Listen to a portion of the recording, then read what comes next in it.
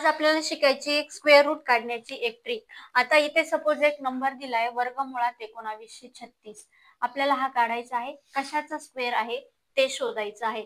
बघा याच्या युनिट डिजिटला इथे 6 दिसतोय. मग असा कुठला नंबर आहे पण 1 ते 10 पर्यंतचा की त्याच्यामध्ये यांच्या युनिट डिजिटला किती आला पाहिजे? 6 आला पाहिजे. बघा 1 ते 4च्या युनिट डिजिटला 4च्या स्क्वेअरच्या युनिट डिजिटला 16 आहे किंवा 6च्या स्क्वेअरच्या युनिट डिजिटला 6 आहे. म्हणजे एकतर या नंबरच्या युनिट डिजिटला इथे 4 येऊ शकतो किंवा 6 येऊ शकतो. आता नंतर पुढची स्टेप. आता जेव्हा स्क्वेअर रूट मध्ये इथे 4 डिजिट असतील त्यावेळेस इथले आपल्याला 2 डिजिट पकडायचे आहे 19. म्हणजे आपल्याकडे नंबर काय मिळाला? 19. मग असा कुठला नंबर आहे त्याचा स्क्वेअर 19च्या आसपास आला पाहिजे? आता बघा इथे तर 3चा स्क्वेअर 9 येणार नाही. 4चा स्क्वेअर 16 म्हणजे 19च्या आसपास आहे. 5चा स्क्वेअर 25 खूप पुढे जातो म्हणजे आपल्याला काय घ्यावं लागेल?